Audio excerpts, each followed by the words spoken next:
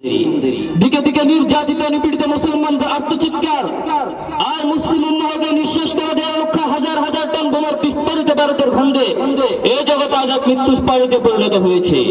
92% মুসলমানের দেশে।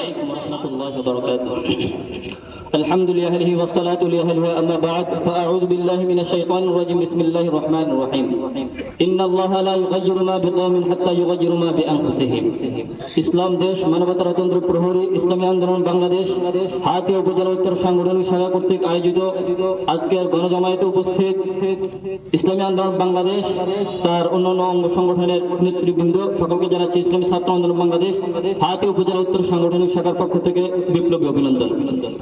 সংগ্রামী তাওহীদি জনতা, বর্তমান বিশ্ব চলমান পরিস্থিতি মুসলমানদের সম্পূর্ণ প্রতিকূল এবং একমাত্র মুসলমানরা যে ইহুদি খ্রিস্টান চক্রের মদতপুষ্ট ইসলাম বিদ্বেষী যারা তাদের আক্রমণের একমাত্র লক্ষ্যবস্তু তা যা কাউকে ব্যাখ্যা করে বোঝানোর অবকাশ রাখে না। কারণ আসমানের নিচে জমির উপর পৃথিবী নামক এক গ্রহে কোথাও কোনো আবাসের স্তূপ বিধ্বস্ত বাড়িঘর বা কোনো বিরান জনপদের সন্ধান পাওয়া গেলে দেখা যাবে তা এই হতভাগা মুসলমানদেরই। দিকে দিকে নির্যাতিত নিপীড়িত মুসলমানদের আত্মচিৎকার আর মুসলিম উম্মাহকে নিঃশেষ করে দেওয়া লক্ষ্য হাজার হাজার টন বোমার বিস্ফোরিত ভারতের খণ্ডে এই জগৎ আজ এক মৃত্যু পাড়িতে পরিণত হয়েছে। 92% মুসলমানের দেশে আজ ভারতীয় আধিপত্য বিস্তার করছে। এই সমস্ত বিপর্যয়ের কারণ যদি আমরা চিহ্নিত করি তাহলে দেখতে পাই আমরা আমাদের দৃষ্টিভঙ্গির পরিবর্তন রয়েছে প্রয়োজন। আজকে আমরা মনে করি চাঁদাবাজ রয়েছে, দুর্নীতিবাজ রয়েছে, চুরি করতেছে কেউ।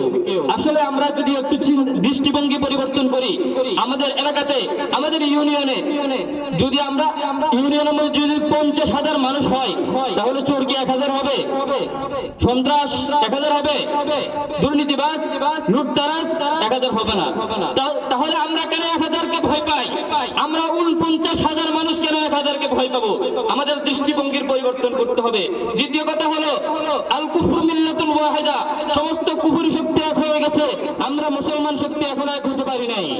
আমরা যখন 47 এক হয়েছি যখন আমরা সফল হয়েছি, যখন আমরা 52 এক হয়েছি আমরা সফল হয়েছি, আমরা 71 যখন এক হয়েছি যখন আমরা সফল হয়েছি, 24 যখন আমরা একতাবদ্ধ হয়েছি যখন আমরা সফল হয়েছি। সুতরাং আমাদের ভাগ্যের পরিবর্তন আমাদেরকে করতে হবে, যেটা কোরআনের মধ্যে বলা হয়েছে ইন্নাল্লাহা লা ইউগাইয়িরু মা বিকওমিন হাত্তা ইউগাইয়িরু মা বিআনফুসিহিম। আল্লাহ তাআলা নিজেই কোনো জাতির ভাগ্যের পরিবর্তন করবেন না যতক্ষণ পর্যন্ত না জাতি তারা নিজেদের ভাগ্যের পরিবর্তন করার চেষ্টা করে।